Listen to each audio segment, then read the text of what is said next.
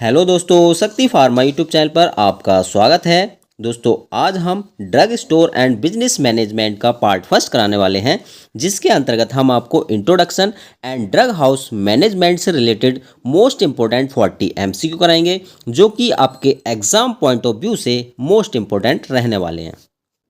दोस्तों अगर आपको इस क्लास का पीडीएफ चाहिए तो दोस्तों आप हमारे व्हाट्सएप नंबर पर दोस्तों मैसेज कर सकते हैं। विद इन आवर दोस्तों आपको जो आपको पीडीएफ हैं वो प्रोवाइड्स हो जाएंगी। दोस्तों ये जो शॉर्ट्स नोट्स हैं आपके एग्जाम टाइम में क्विक रिवीजन के लिए काफ़ी इंपॉर्टेंट रहने वाले हैं। दोस्तों अब हम शुरू करते हैं आज के most important 40 MCQ. Question number 1 है, which form of business organisation is owned and controlled by a single individuals. तो बताइएगा दोस्तों निम्न में से कौन से बिजनेस ऑर्गेनाइजेशन है जो कि दोस्तों सिंगल जो कंट्रोल होती है आपके सिंगल इंडिविजुअल्स के द्वारा आपकी कंट्रोल्ड होती है। बताएं आपका करेक्ट आंसर क्या रहेगा। पार्टनरशिप रहेगा, कोऑपरेटिव सोसाइटी रहेगा, सोल प्रोप्राइटरशिप रहेगा या फिर जॉइंट स्टॉक कंपनी रहेगा। बताइएगा करेक्ट आंसर क्या होगा। तो दोस्तों आपका जो करेक्ट आंसर हो जाएगा ऑप्शन सी हो जाएगा। ठीक है, यानी सोल प्रोप्राइटरशिप। ठीक है, याद रखिएगा इंपॉर्टेंट है। ठीक है, तो दोस्तों जो बिजनेस ऑर्गेनाइजेशन आपका जो है सिंगल इंडिविजुअल्स के द्वारा आपका कंट्रोल्ड होता है तो उसको हम सोल प्रोप्राइटरशिप के नाम से जानते हैं। क्वेश्चन नंबर 2 है, the principle of issuing drug with the earliest expiry date first is known as. तो बताइएगा दोस्तों जो आपका ड्रग को इशू करने का एक प्रिंसिपल्स होता है दोस्तों earliest expiry and first expiry के बेस पे, तो उसको हम किस नाम से जानते हैं। बताइएगा, लीफो के नाम से, फीफो के, या फिर फेफो के नाम से, या ईयूक्यू के नाम से। बताइएगा दोस्तों करेक्ट आंसर क्या होगा। बहुत ही इंपॉर्टेंट और बहुत ही इजी क्वेश्चन है। तो इसका जो आपका करेक्ट आंसर हो जाएगा दोस्तों ऑप्शन सी हो जाएगा। ऑप्शन सी मतलब फीफो। फीफो का मतलब होता है दोस्तों फर्स्ट एक्सपायरी फर्स्ट आउट। इसमें क्या होता है दोस्तों, जो ड्रग्स हमारी पहले एक्सपायर होने वाली होती है पहले हम उसको आउट करते हैं। ठीक है, यानी फर्स्ट एक्सपायरी फर्स्ट आउट। तो याद रखिएगा इंपॉर्टेंट है। Question number 3, which analysis classifies inventory based on annual consumption value. तो बताइएगा दोस्तों निम्न में से कौन सी एनालिसिस क्लासिफिकेशन है, ठीक है, इन्वेंट्री के लिए जो कि आपकी एनुअल कंजप्शन वैल्यू के आधार पर होती है। बताएं करेक्ट आंसर क्या होगा आपका। VED analysis, ABC analysis, HML analysis या SDE एनालिसिस। बताइएगा करेक्ट आंसर क्या होगा। तो आपका जो करेक्ट आंसर हो जाएगा दोस्तों ऑप्शन बी हो जाएगा, यानी ABC एनालिसिस। ठीक है, ये भी इंपॉर्टेंट है। ठीक है, तो ABC एनालिसिस जो होता है दोस्तों ये आपका एनुअल कंजप्शन वैल्यू होती है आपकी। ठीक है, question number 4, in ABC analysis category A item generally account for. तो बताइएगा दोस्तों जो आपकी ABC एनालिसिस होती है इसमें आपके कैटेगरी ए के जो आइटम होते हैं वो जनरली अकाउंट फॉर किसके लिए अकाउंट होते हैं। बताएं, low value and high quality के लिए, क्वांटिटी के लिए, या मॉडरेट वैल्यू आइटम्स के लिए, या फिर high value and low quantity के लिए, या फिर नॉन एजेंशियल आइटम्स। बताएं दोस्तों, बेसिकली ये बताना है दोस्तों ABC एनालिसिस में कैटेगरी ए के अंतर्गत कौन से आइटम आते हैं आपको ये बताना है बेसिकली। तो इसका जो आपका करेक्ट आंसर होगा ऑप्शन सी होगा। Option C is correct answer. ठीक है, high value and low quantity. Option C high value and low quantity.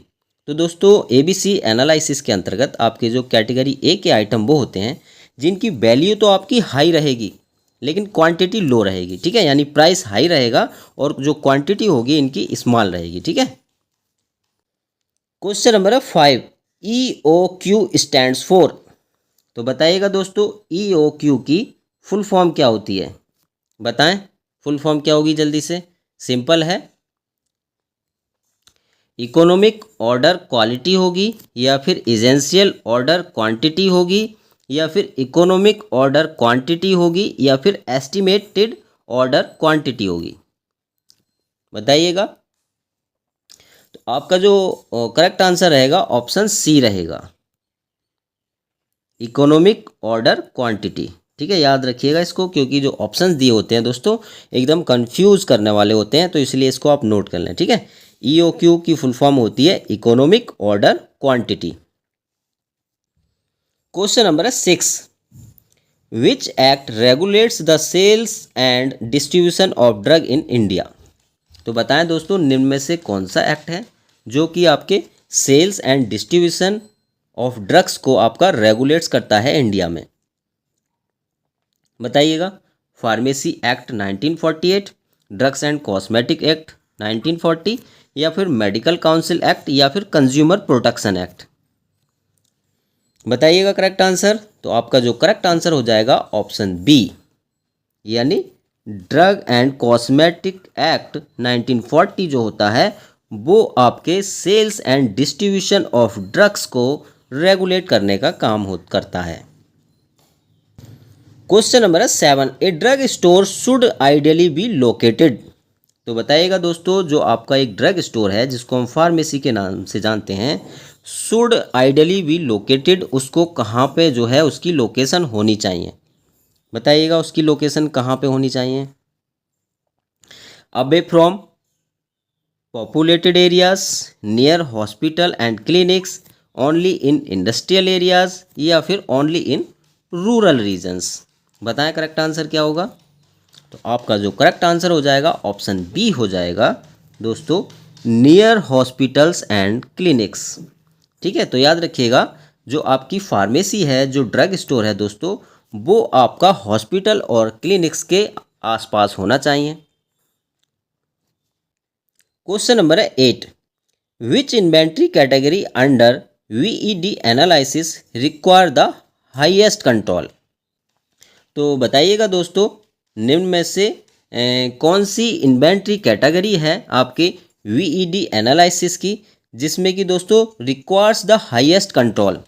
ठीक है, हाईएस्ट कंट्रोल की रिक्वायरमेंट होती है, बताएं डिजायरेबल को, एसेंशियल को, वाइटल को, या नॉर्मल को। तो हमारा जो करेक्ट आंसर रहेगा दोस्तों ऑप्शन सी, यानी वाइटल। ठीक है, करेक्ट आंसर आपका वाइटल हो जाएगा। ठीक है, तो दोस्तों जो आपकी इन्वेंट्री कैटेगरी होती है VED एनालिसिस, तो उसमें हमें दोस्तों जो वाइटल कैटेगरी का आइटम होते हैं उनको हाईएस्ट कंट्रोल करने की रिक्वायरमेंट होती है, याद रखिएगा। क्वेश्चन नंबर है 9, the primary objective of purchasing is to obtain. तो बताइएगा दोस्तों निम्न में से आपका परचेजिंग का प्राइमरी ऑब्जेक्ट कौन सा है। Maximum quantity, lowest quality products, right material at right time, high priced products, बताइएगा करेक्ट आंसर क्या होगा। तो आपका जो करेक्ट आंसर हो जाएगा ऑप्शन सी, यानी right material at right time. ठीक है दोस्तों, तो जो आपका परचेजिंग, जब आप खरीदारी करते हैं ड्रग्स की, तो उसमें आपका जो प्राइमरी ऑब्जेक्टिव है वो होना चाहिए राइट मटेरियल, यानी मटेरियल जो है आपका सही होना चाहिए और राइट टाइम पर, सही टाइम पर आपके पास अवेलेबल होना चाहिए। क्वेश्चन नंबर है 10, which document authorize a pharmacy to operate legally. तो बताएं दोस्तों निम्न में से कौन सा डॉक्यूमेंट फार्मेसी ओपन करने के लिए आपका, यानी फार्मेसी को ऑपरेट करने के लिए लीगली ऑथोराइज माना जाता है। GST registration, trade licence, drug licence, या पैन कार्ड। आपका करेक्ट आंसर रहेगा ऑप्शन सी, यानी ड्रग लाइसेंस। तो दोस्तों आपको जो है फार्मेसी को ऑपरेट करने के लिए जो है ड्रग लाइसेंस की आवश्यकता पड़ेगी आपको लीगली तौर पर। क्वेश्चन नंबर है 11, फीफो स्टैंड्स फॉर। तो बताइएगा दोस्तों फीफो की फुल फॉर्म क्या होती है। First in first out, first issue first order, first item first output, first inventory first operation. बताइएगा। तो आपका जो करेक्ट आंसर होगा ऑप्शन ए, यानी फर्स्ट इन फर्स्ट आउट। ठीक है दोस्तों, तो याद रखिएगा, कंफ्यूजन नहीं होना है। एक आपका होता है FEFO, तो उसका मतलब होता है फर्स्ट एक्सपायरी फर्स्ट आउट, और FIFO का मतलब होता है फर्स्ट इन फर्स्ट आउट, यानी जो ड्रग्स आपके पास फर्स्ट पहले आएगी उसको हमें पहले ही आउट करना है। क्वेश्चन नंबर है 12, codification in store management helps in. तो बताइएगा दोस्तों, जो आप स्टोर मैनेजमेंट में जो आप कोडिफिकेशन करते हो मेडिसिन्स पे, ड्रग्स पे, वो किस में हेल्प करती है? इंक्रीजिंग टैक्स में, इजी आइडेंटिफिकेशन ऑफ आइटम्स में, रिड्यूसिंग सेल्फ लाइफ में, या फिर इंक्रीजिंग परचेज कॉस्ट में। तो आपका जो करेक्ट आंसर होगा ऑप्शन बी, यानी इजी आइडेंटिफिकेशन ऑफ आइटम्स। अगर आप किसी भी आइटम्स या ड्रग्स पर अगर आप कोडिफिकेशन करेंगे तो आपको उससे पहचानने में जो है, आइटम्स को पहचानने में बहुत ही आसानी रहती है। Easy identification of items. Question number 13, which inventory analysis is based on critically of items. बताइएगा दोस्तों, निम्न में से कौन सी इन्वेंट्री एनालिसिस है based on critical of items? बताइएगा दोस्तों, करेक्ट आंसर क्या होगा आपका? ऑप्शन ए होगा, या फिर ऑप्शन बी होगा, या ऑप्शन सी होगा, या फिर ऑप्शन डी होगा? आपका जो करेक्ट आंसर हो जाएगा ऑप्शन सी हो जाएगा, यानी VED एनालिसिस आपका करेक्ट आंसर हो जाएगा।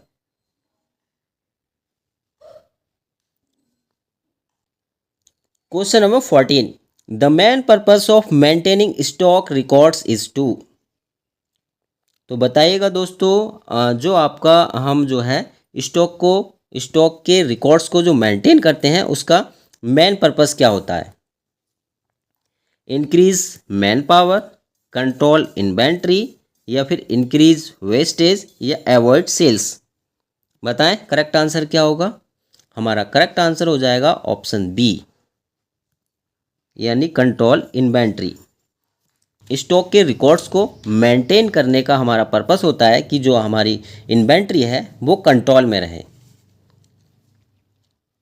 Question number 15, A suppliers financial reliability is assessed through. तो बताइएगा दोस्तों, जो सप्लायर की फाइनेंशियल रिलायबिलिटी होती है वो किसके थ्रू होती है? ड्रग ऑडिट के थ्रू, क्रेडिट इंफॉर्मेशन, कोडिफिकेशन, या स्टॉक वेरिफिकेशन? हमारा करेक्ट आंसर रहेगा ऑप्शन बी, यानी credit information. Which of the following drug requires strict record maintenance.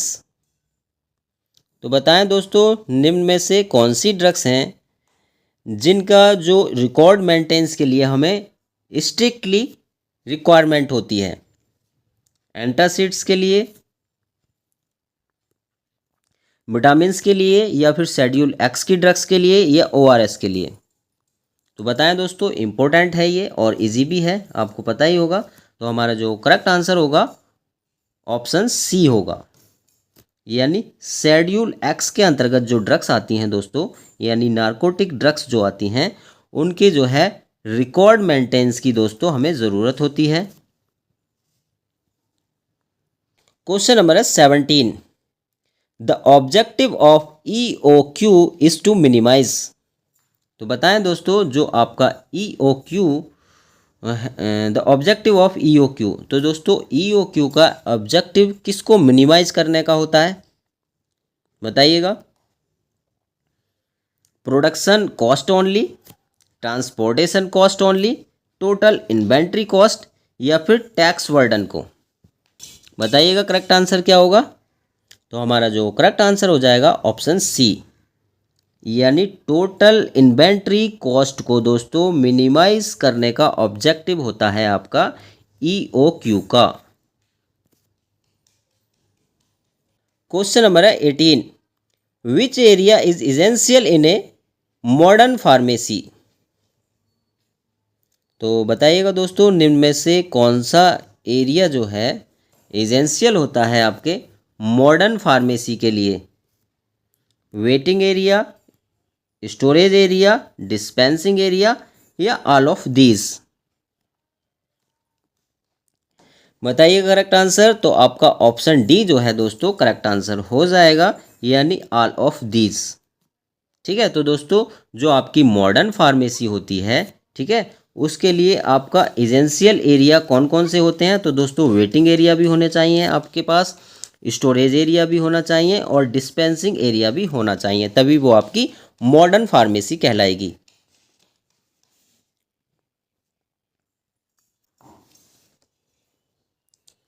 Question number है 19। Tender is generally invited for. तो बताइएगा दोस्तों, जो आपके टेंडर्स होते हैं वो जनरली किसके लिए इनवाइटेड होते हैं। पर्सनल परचेजेस के लिए, इंस्टीट्यूशनल बल्क परचेज के लिए, रिटेल सेल्स के लिए या फिर सैंपल कलेक्शन के लिए।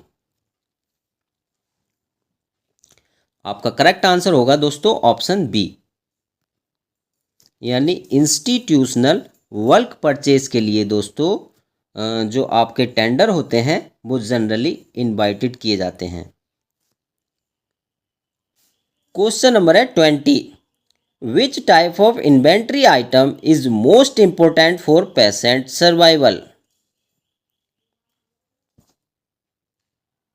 तो बताइएगा दोस्तों, निम्न में से कौन से टाइप के जो हैं आपके इन्वेंट्री आइटम्स होते हैं जो कि मोस्ट इंपॉर्टेंट होते हैं आपके पेशेंट सर्वाइवल के लिए। डिज़ायरेबल, वाइटल, एक्सेस या ओवर स्टॉक्ड। तो आपका जो करेक्ट आंसर रहेगा ऑप्शन बी रहेगा, यानी वाइटल। तो दोस्तों जो आपके वाइटल आइटम्स होते हैं वो मोस्ट इंपॉर्टेंट होते हैं पेशेंट सर्वाइवल्स के लिए। क्वेश्चन नंबर है 21। The pharmacy act was enacted इन। तो बताएगा दोस्तों, जो आपका फार्मेसी एक्ट है वो कब आपका लॉन्च्ड हुआ था। 1940 में, 1945 में, 1948 में या 1956 में। तो हमारा जो करेक्ट आंसर होगा दोस्तों ऑप्शन सी होगा, यानी 1948। ठीक है, याद रखिएगा जो आपका फार्मेसी एक्ट है दोस्तों 1948 में इम्प्लीमेंटेशन में आया था आपका। दोस्तों क्वेश्चन नंबर 22 मोस्ट इंपॉर्टेंट है, ये कई बार वेरियस गवर्नमेंट फार्मासिस्ट एग्जाम में रिपीट हो चुका है। Refrigerated medicines are generally stored at. दोस्तों रेफ्रिजरेटेड जो मेडिसिन्स होती हैं वो जनरली हमें किस टेम्परेचर पर स्टोर करके रखनी चाहिए। बताइएगा, 25 से 30 डिग्री सेंटीग्रेड के बीच में, या फिर 15 से 25 डिग्री सेंटीग्रेड के बीच में, या फिर 2 से 8 डिग्री सेंटीग्रेड के बीच में, या फिर 0 डिग्री सेंटीग्रेड से नीचे। तो दोस्तों इसका जो आपका करेक्ट आंसर होगा ऑप्शन सी होगा, यानी 2 से 8 डिग्री सेंटीग्रेड के बीच में दोस्तों हमें रखनी चाहिए, जो कि आपकी रेफ्रिजरेटेड मेडिसिन्स होती हैं। फॉर एग्जाम्पल जैसे कि आपकी जो वैक्सीन्स वगैरह होती हैं। क्वेश्चन नंबर है 23। Which inventory method identifies slow moving items.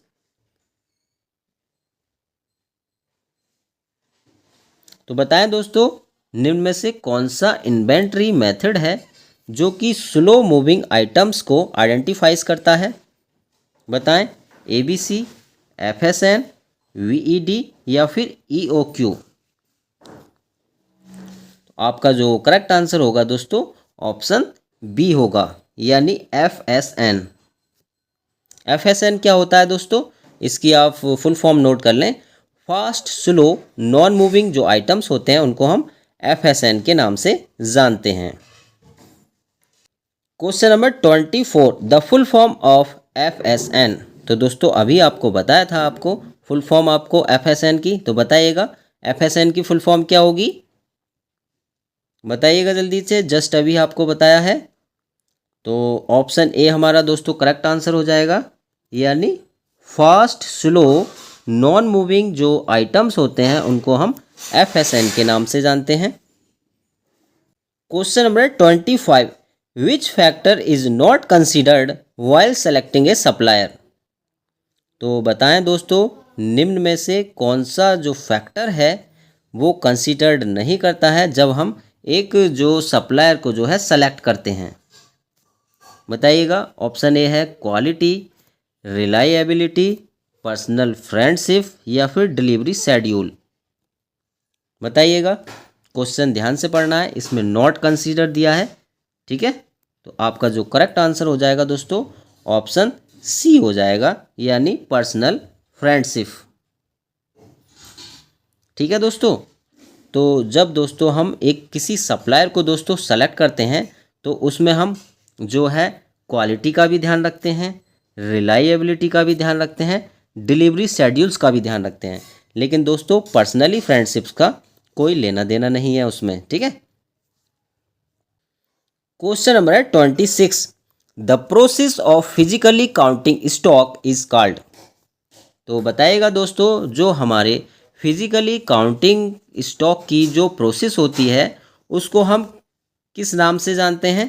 Codification के नाम से, स्टॉक वेरिफिकेशन, टेंडरिंग या फोरकास्टिंग के नाम से। तो हमारा जो करेक्ट आंसर होगा ऑप्शन बी होगा, यानी स्टॉक वेरिफिकेशन। ठीक है दोस्तों, जब हम दोस्तों किसी ड्रग की या स्टॉक की दोस्तों फिजिकली काउंटिंग करते हैं तो उसको हम स्टॉक वेरिफिकेशन के नाम से जानते हैं। क्वेश्चन नंबर है 27, which document serve as proof of goods received. तो बताएं दोस्तों, निम्न में से कौन सा डॉक्यूमेंट है जो कि आपके गुड्स रिसीव्ड करने का प्रूफ होता है। ठीक है, यदि आपने कोई सामान दोस्तों रिसीव्ड कर लिया है तो उसके लिए कौन सा डॉक्यूमेंट एज ए प्रूफ के रूप में होता है? Purchase requisition, good received note, invoice register या फिर कैश मेमो। तो आपका जो करेक्ट आंसर रहेगा ऑप्शन बी रहेगा, यानी गुड्स रिसीव्ड नोट जो होते हैं दोस्तों वो आपके as a proof of documents होता है रिसीविंग का। क्वेश्चन नंबर है 28, ओवर स्टॉकिंग रिजल्ट्स इन। तो बताइएगा दोस्तों, ओवर स्टॉकिंग जो होता है वो किसका रिजल्ट होता है? ठीक है, अगर किसी ड्रग्स का आपने ओवर स्टॉकिंग कर लिया है तो वो क्या करेगा? रिड्यूस्ड कैरिंग कॉस्ट को रिड्यूस करेगा, बेटर कैश फ्लो या इंक्रीज्ड कैरिंग कॉस्ट या लोअर स्टोरेज रिक्वायरमेंट। बताएं करेक्ट आंसर क्या होगा? आपका जो करेक्ट आंसर होगा ऑप्शन सी होगा, इंक्रीजिंग कैरिंग कॉस्ट। ठीक है, अगर दोस्तों आपने फार्मेसी में किसी ड्रग्स की या ऑल ड्रग्स की ओवर स्टॉकिंग कर रखी है तो आपकी जो ओवरऑल कॉस्ट होगी दोस्तों वो इंक्रीज्ड हो जाएगी। क्वेश्चन नंबर है 29, under ABC analysis category C items generally represent. तो दोस्तों आपका जो ABC एनालिसिस होता है उसमें आपके कैटेगरी सी टाइप के जो आइटम्स होते हैं जनरली वो किसको रिप्रेजेंट करते हैं? बताइएगा। हाई वैल्यू आइटम्स को, लो वैल्यू आइटम्स को, क्रिटिकल आइटम्स को या फिर कंट्रोल्ड सब्सटेंसेस को।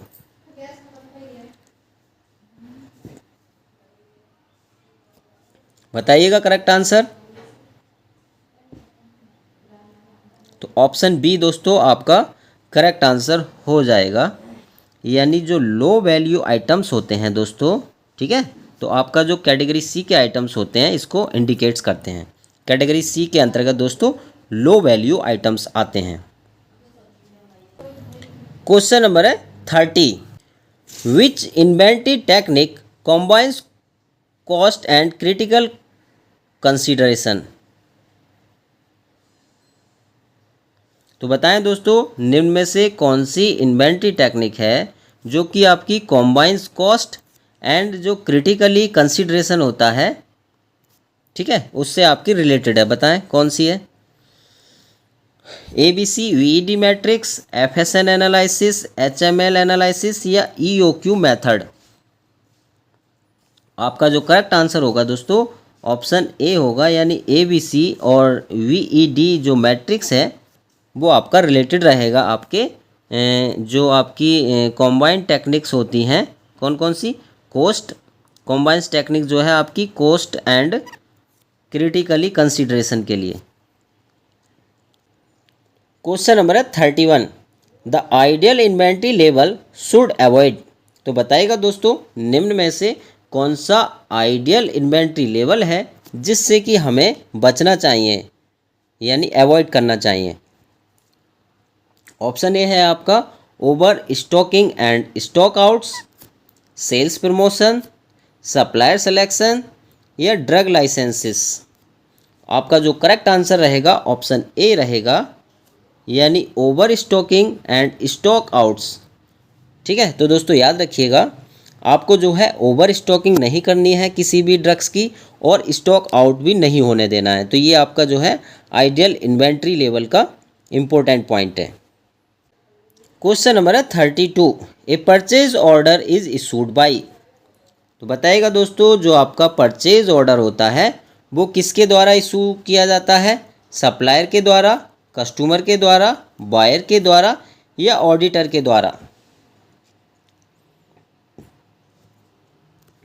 आपका जो करेक्ट आंसर हो जाएगा दोस्तों ऑप्शन सी हो जाएगा, यानी बायर।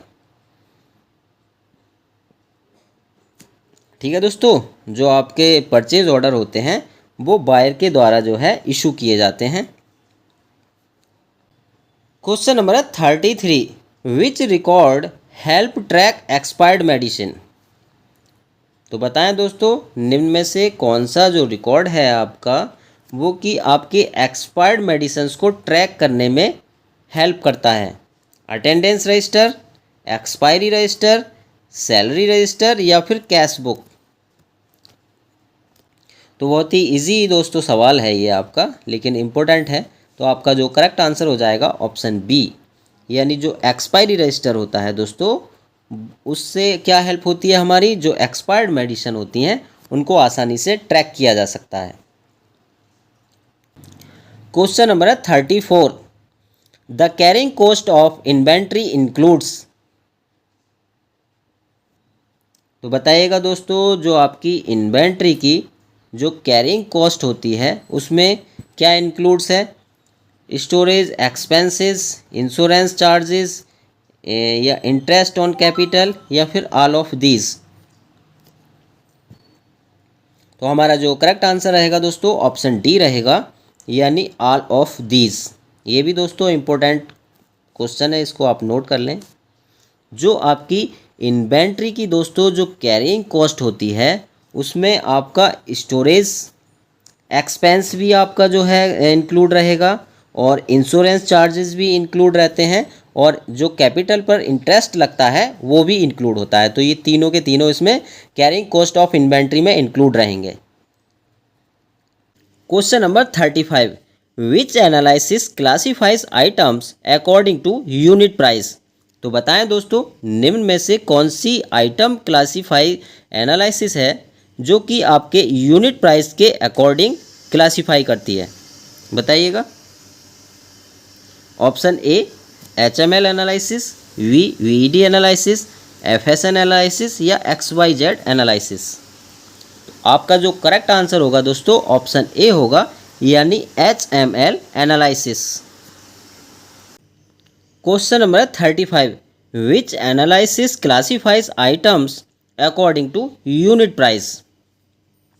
तो बताइएगा दोस्तों निम्न में से कौन सी एनालिसिस है जो कि आपके आइटम्स को जो है यूनिट प्राइस के अकॉर्डिंग क्लासीफाई करती है, बताइएगा करेक्ट आंसर।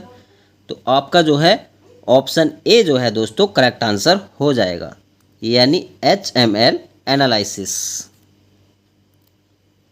ठीक है, ऑप्शन ई इज आपका करेक्ट हो जाएगा।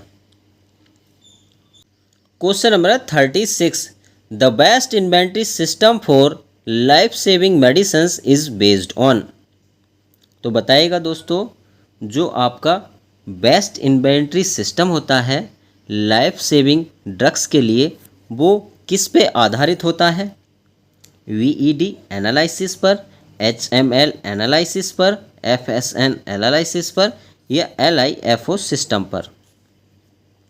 तो तो आपका जो करेक्ट आंसर हो जाएगा दोस्तों ऑप्शन ए हो जाएगा, यानी VED एनालिसिस पर आधारित होता है आपका ये। ठीक है। क्वेश्चन नंबर है 37, which document is prepared before placing an order. तो बताएं दोस्तों, निम्न में से कौन सा डॉक्यूमेंट है जो कि आपके जो प्लेसिंग ऑर्डर होता है उससे पहले आपका प्रिपेयर्ड किया जाता है। Purchase requisition, sales invoice, cash memo या फिर क्रेडिट नोट। आपका करेक्ट आंसर रहेगा दोस्तों ऑप्शन ए, यानी जो परचेज रिक्विजिशन होती है आपकी, वो आपके ऑर्डर प्लेस से पहले जो है प्रिपेयर्ड की जाती है। क्वेश्चन नंबर है 38, the process of assigning unique codes to inventory items is called. बताइएगा करेक्ट आंसर कौन सा होगा आपका। ऑप्शन ए स्टैंडर्डाइजेशन होगा, कोडिफिकेशन, वेरिफिकेशन या फिर क्लासिफिकेशन। तो आपका जो करेक्ट आंसर हो जाएगा दोस्तों ऑप्शन बी हो जाएगा, यानी कोडिफिकेशन। ठीक है। कोडिफिकेशन के द्वारा दोस्तों हम जो है इन्वेंट्री आइटम्स को जो है एक यूनिक कोड्स जो है प्रोवाइड करते हैं। क्वेश्चन नंबर है 39, which inventory item requires the closest managerial attention in ABC analysis.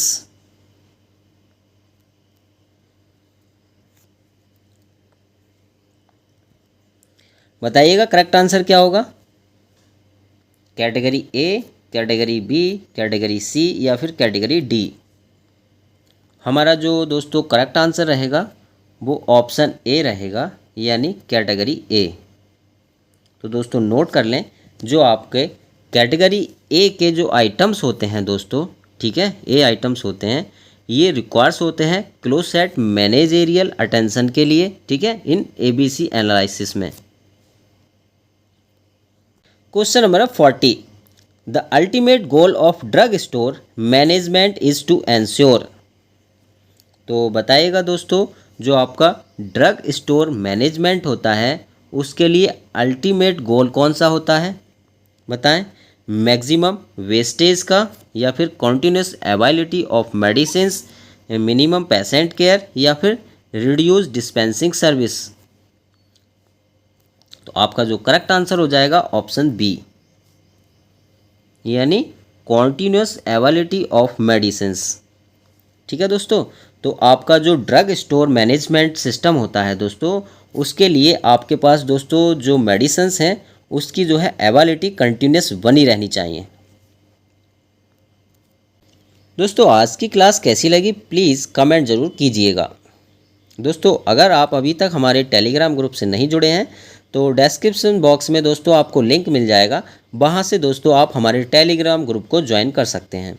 दोस्तों अगर आपको किसी भी सब्जेक्ट के थ्योरी प्लस MCQ के शॉर्ट्स नोट्स चाहिए PDF के रूप में, तो हमारे व्हाट्सएप नंबर पर दोस्तों मैसेज कर सकते हैं, अपना नाम, कॉलेज का नाम और दोस्तों किन किन सब्जेक्ट्स के आपको PDF चाहिए आप हमें व्हाट्सएप कर सकते हैं। विद इन आवर्स दोस्तों आपको शॉर्ट्स नोट्स के रूप में आपको PDF प्रोवाइड्स हो जाएंगी, जो कि आपके दोस्तों UPSSC फार्मासिस्ट एग्ज़ाम में क्विक रिवीजन के लिए काफ़ी हेल्पफुल रहने वाली हैं। दोस्तों अगर आपने अभी तक हमारा चैनल सब्सक्राइब नहीं किया है तो प्लीज़ चैनल को सब्सक्राइब कीजिएगा और वीडियो को लाइक एंड शेयर करना नहीं भूलिएगा। सो प्लीज़ दोस्तों stay healthy and take care. Thank you for watching.